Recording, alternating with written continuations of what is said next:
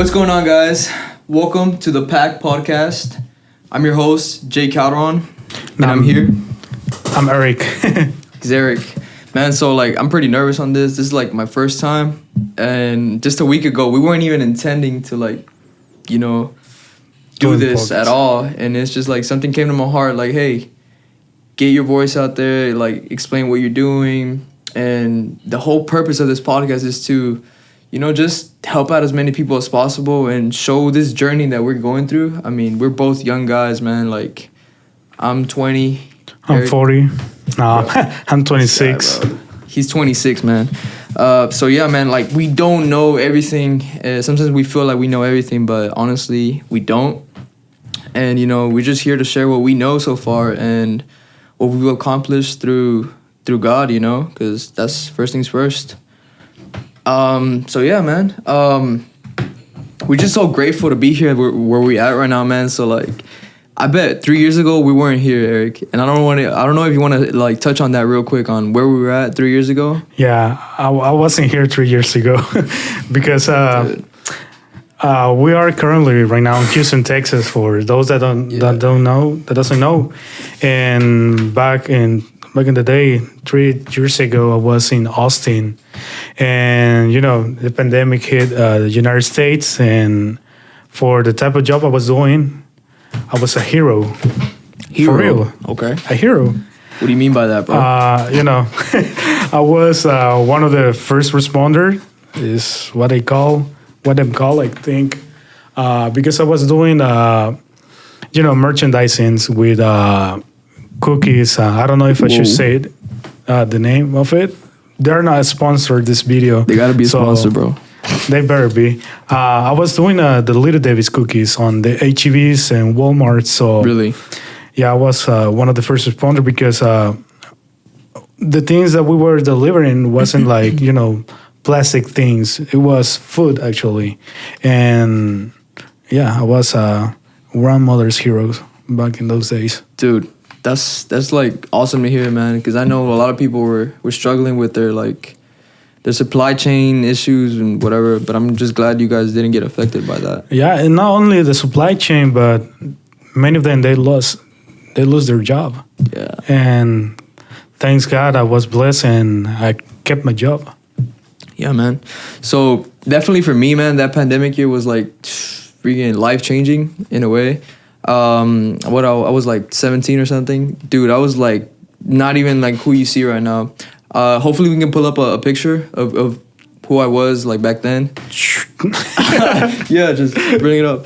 But man, it was I was super into drugs. For real? Yeah, man. Damn. I was into drugs, wrong crowd, doing some illegal activities, but I'm not gonna say it down here. No, but seriously, man. On a serious note, it was pretty crazy. But it was in real life, or it was on GTA? Yeah, it was on GTA. Okay, that's good. No, bro, it was on real life, man, and just that was pretty normal where I grew up on. You see a lot of that, these patterns, man. So I'm just here to really honestly, if some of you guys are going through these tough situations where you just see everybody around you doing it, I'm just letting you know that's not normal, man. And there's a way out, and my way out was through finding God, and I guess not in the way that I wanted to, but in the way that I had to, which was I was super depressed in my room, lights out. It was just me in my bed, crying myself, trying to just with a hoodie. Imagine this. I didn't even want people to look at me. I had a hoodie on. I remember this black hoodie. I always had this black hoodie on because I didn't even want people I was just so ashamed of what I used to do. Dude, back then I was in 11th grade, I think. Dude, and I was just skipping school every day, never at school. I was surprised if somebody knew me at school. I would man, I don't know, I don't know how you knew me, but I was never at school, man. I remember you having the hoodies and all that stuff. I never thought that you were No, yeah, it was something super some mental issues that I was going through, man. But yeah, I can tell. Yeah, you have mental problems. No, I'm sorry, guys. Not right now. We're trying man. to keep it serious, man. Okay, so on a serious note, man, that was pretty crazy.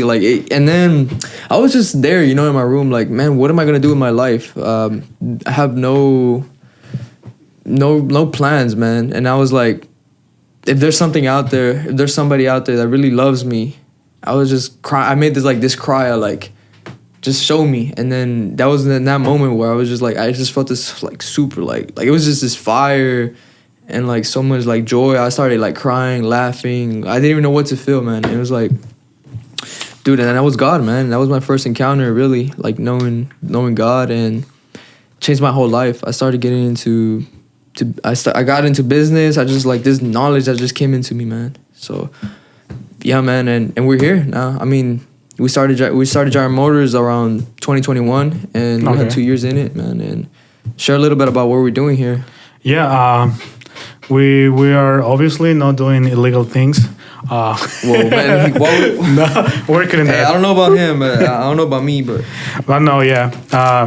I guess everybody has like a different, especially in the Christianity, when they come to God, they all have like different stories, and not everybody is the same, you know, like, I mean, from my point of view, thanks God, I never had to struggle with drugs or addictions or anything bad, you know. I think that... Used to rob people, though. No, only stabbing, but no. No. Hey guys, so we joke around a lot. We're not serious, man. So we're just playing around. I'm just like, maybe. But yeah, I mean they all different, and from all what you said, I mean I guess I was all the opposite, because I was like, you know, like this, super like a good son. I would say, like never did some bad things, you know. I always try to be, you know, like the best. He says. So he says. Yeah. But no, for real. I never had like big problems. Not even in my school. I never get bullied. I used to do bully, but it wasn't like that. Biggest bully, man. So yeah, guys. Right now, we're just at a point right now where we're just super focused, and we feel like giving back so much, you know, because well, right now I feel like we're at a point where we've acquired some skills that we feel like could help others in tough situations, whether it's drugs, alcohol, you know, sex, whatever you may be going through, man, depression, all these things, they're just like a bottomless pit, man. You just try and fill them up, but you keep filling them up, man, like you're not going anywhere, man. Mm-hmm. It's just temporary. So, you know, the biggest thing changed my life was that love that I felt, you know. And that's what I built my whole foundation on, man. Just finding God and truly seeking Him and finding fulfillment in Him. Like, all this business, man, like, dude, like, literally, like, not to mean to brag, but, I mean, we've grossed around a lot, you know, a high number last year. But, man, it's, like, it's not a fulfillment, man. It shouldn't be your fulfillment. And that's sort of why we're starting this podcast, man, because I just feel like we were being called to do something else, help out the youth, man. Yeah. Honestly, the youth. That's a funny thing that you say that money is not fulfillment, because for what we see here on movies, series, even music, they're telling you like, yeah, like money's gonna make you happy, it's gonna buy you the happiness, friends, and all that. But at the end, I mean, some say like, oh yeah, I get it. I want to be rich and cry on my boat, but no, it's not like that. I mean, if you're never happy with the little that you have, I mean, what's gonna tell you that you're gonna be happy with a lot if you don't learn to be happy with what you have now? Something I've learned is money doesn't change who you are. So if you're an angry person right now, if you're just disobedient, man, if you get money, if you get just a little bit of money, man, you're just gonna like magnify those emotions. So if you're angry right now, you're gonna be even angrier. If you're sad right now, you're gonna be even sadder, man. It's like there's no emotional connection with money, man. Yeah. And that's what as we go on through this podcast, I'm gonna explain a little bit about what I've learned about money and really like managing and stewarding these blessings that are not ours. We're just using them as tools to do something, which is our calling. Mm-hmm. You know, stuff like this, man. Like, we're blessed to be in the office, AC. You know, computers everywhere. Like, dude, all this technology is like, it's a blessing, you know? Yeah, it is, and it was a blessing for me as well because I never thought I would be doing like this kind of job. I mean, for those that doesn't know, Yeah. I'm the one that is actually behind the cameras, behind everything. Like, Yeah.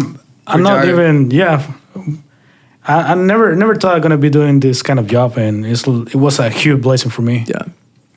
Dude, man, it's just wild, man.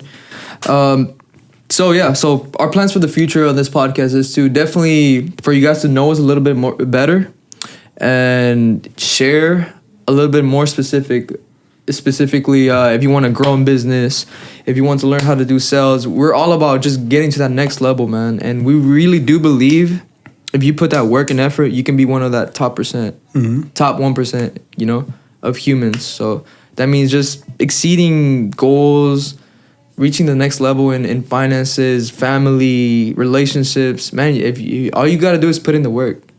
Like there's no I was reading this one of my mentors told me like, "Hey, there is no shortcut to success. There's only the path of hard work, man." It's like that's the only thing. It's the path to hard work, and there's no key to it. You know, it's just honest hard work. That's what he said, man. It's like really felt that because everybody. I feel like today we're living in a world where you just want to have it. If you don't have it, you just get maybe depressed and get discouraged. But hey, I'm living proof, man. Like I started with nothing. Literally, I started with probably like $1,000 from I received on my birthday or something like that. Dude, after that, like I got to it, man. Just started like busting my butt, man. Just I started flipping cars in the streets, like just buying them cheap, selling them low. And then you can apply the same skills that I was doing to like companies. You can buy companies low, sell them high. You can apply with houses. The same thing, man. It's just bigger profit margins. Yeah. So I don't know what you want to like. Do you have some tips and some advice for like maybe some of our younger viewers or our people watching? Well, yeah. Just don't get frustrated. I mean, tough times makes depending how you manage it, it's gonna make you like a good person in the future, a boss actually, and everything's like up here with the right mindset. I mean, you can get always the best from the worst. But if you are like thinking like, man, I suck that this situation where I am right now, I mean, it's like the end for me, and I'm just gonna take my life. I mean, if you are just thinking like that, I mean, it's gonna lead you to that, to a super bad position. But if you try to see like about all the problems, you're gonna see the shining sun, and sometimes this might be like sound a bit religious, but we got like seeing that thing is like super. It's possible, you know, but for some people they have to go like they have to go through mantras and repeat it and say like I'm better and stuff like that. But if you have God in your heart, it's gonna be a bit easier because you're gonna find yourself into a position that you know that you can say to somebody in the sky just to call like that, like, hey, you know, I need help, and you know that you're gonna be hurt, and you're gonna get the help. And it's something that us as Christian we got that benefit just to say it like that. But I don't know if I wasn't a believer, if I will be thinking the same way, dude. Man, it's like a total game changer, honestly. Because I was that guy. I was literally that guy looking at other people talking about, why are they always talking about God? Why are they, you know, like, why are these Christians thinking they know everything? Or like, why do these people act a certain way? Why do they think they're so, you know, they don't do sin? Man, I was that guy, you know, always like judging others, judging Christians. But literally, my perspective changed when I really met God. So it's not a religious thing. It's honestly, it's like once you have that connection with God, like it's like your mind understands stuff that you couldn't understand before encountering Him. Dude, I don't even know how to explain it, like in human words in a way. Yeah. I mean, we're not just here to like talk about like motivation. No, we're actually gonna talk like in-depth subjects on like, hey, how to run a Facebook ad. Hey, how to acquire a customer for a lower amount than he's gonna give you. You know. I'm still waiting the call for. Huh? I'm still waiting for the call from Facebook.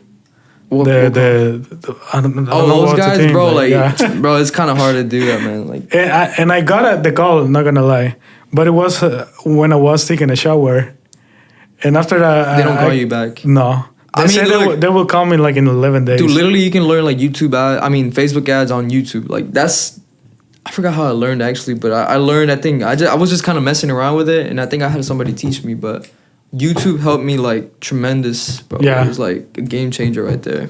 Same for me because for the things that we were doing in the church in Austin, everything that was regarding the radio production, audio editing, I just learned from Facebook. I mean, not Facebook, YouTube. Mm-hmm. Like, it's a big tool. man. You just know. You need to get to know how to use the tools for something good, not just a waste of time. You know. Yeah. A lot of people like probably look down on YouTube because they're like, man, you're just watching videos like influencers. No, there's actually some good information, and I call it YouTube University, man. I forgot who I heard that say that, but I was like, yeah, that's YouTube University, honestly.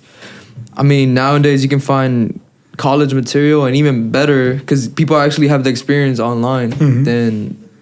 Not that I'm talking down on college, but yeah. And that's also what we want to do here with the podcast, you know, not just to give entertainment, but giving value. Give value as much as we can. Let's see. So for the upcoming, just so you guys know, on the upcoming episodes, we're gonna have more like workshops. Maybe bring up like a little whiteboard, start drawing stuff and bringing up more images. This is more like an introduction of like who we are. Yeah. By the way, he's my cousin. He's my blood cousin. And the good thing that we're not living in Alabama. Bro. No. Stop it. We're getting demonetized. I'm sorry. Okay, so I mean, it's just a blessing to work with him, man. It's like we're family, and at the same time, we get to work together and build something great. You know, something bigger than us, something for generations to come. And that's something we're big here in Gyro Motors. Like everything that we do here is not for like a short term. We're not thinking 3 years. We're not thinking 10 years. We're thinking more than ahead of that. Hey, like, what are we gonna leave our children's children? What impact are we gonna leave in this world, man? Like, for our community, we're very strong on community, man. So yeah, man. We didn't want to take too much time. How long? We didn't even put a timer. 2 hours. 2 hours. No, but yeah. I mean, we can talk about Gyro Motors and how we actually got where we at. And then if you want to add something, just feel free to hop in. And I guess that will be like a super interesting story because for me, I just know that your mom and dad, they just have a shop and that's it. Yeah. So so it was kind of like, I mean, since growing up, 3 years old, I remember my father. He used to work for somebody else as a mechanic, an auto mechanic. He worked for like 3 guys that I know of, right? My mom, she used to work at Chick-fil-A, and she transitioned over to being a nanny, right? So that's kind of how I was like fed and you know, just maintained, right? And then it wasn't until I was around maybe 8 or 9 where he's actually like took the jump, right? And got this like little, I'll call it's a 900 square foot flex space, which for those of you guys that don't know what's a flex space, it's usually like a little garage, and it has a smaller office in there, you know, so you can like maybe check out your customers and do the work yourself outside, which is in the garage. So he had a little flex space, and he named it, you know, he was very, very into faith, and he named it Gyro Auto Service, right? So that's where the whole Gyro movement started, like our company movement, you know. So he was there for around 11 years, and it wasn't until I was 17, 18, where I started noticing like, hey, you know, there's bigger potential. There's something bigger than just having a 900 square foot auto repair mechanic shop, you know. And then that's where I was like, I just got so hungry after that encounter with the Lord. And I was like, I feel like I have a bigger potential, I like a bigger calling than to just, go mind my own business and leave them, maybe working, not knowing like the business acumen, not knowing business acumen. And then that's how I started getting into reading, pursuing mentors, getting education outside of just school, I started like going into YouTube, getting courses. I remember my first course was in real estate. I didn't even know what I wanted to do.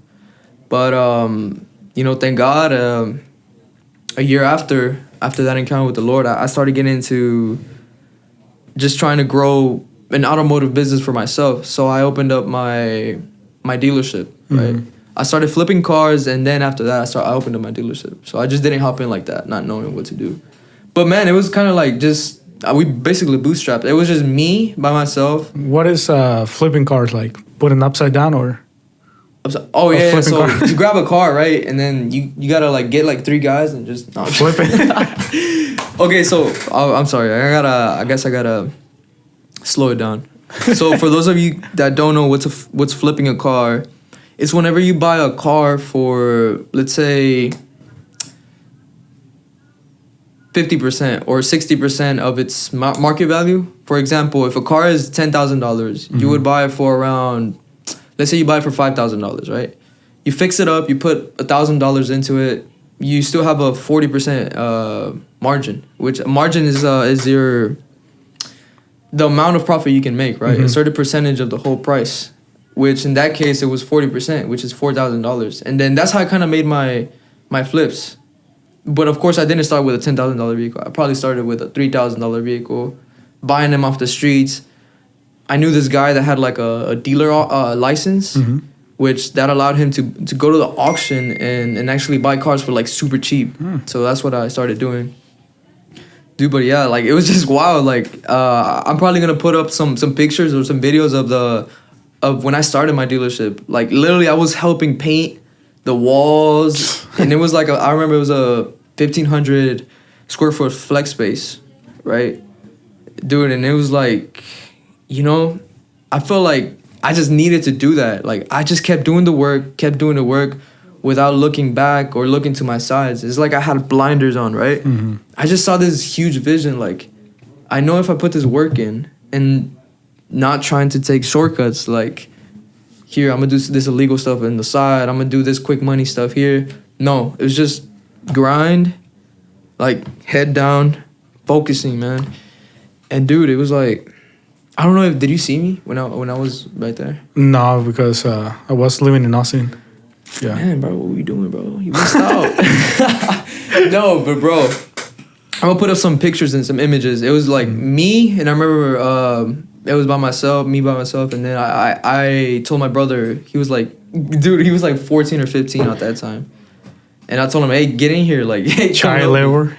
No, it wasn't nothing like that, man. But just seeing him in the position where he was, heading toward where I was, just hanging out with those bad influences, doing all those activities that weren't, beneficial for his success. It was like, hey, I have to do something. So, yeah, man. So that really touched my heart when he was going through that. So I brought him on, and 2 years later, we're here. It's a nice location, 16,000 square foot facility, and just keep going. All it is to keep going, man. Yeah. I'm glad to have people like you on our team. All right, so I guess this is the end, basically, for the podcast. Bro, the end, bro. Come on, why the end, bro? All right, so just stay in touch with us, and if you want to see more, yes. Here's the social media for everyone. I'm super popular, so. All right, guys. So we're still thinking on the Instagram name, but we're thinking the name of the podcast is gonna be called The Pack. The Pack. The Adventurous Mail. Bro, no.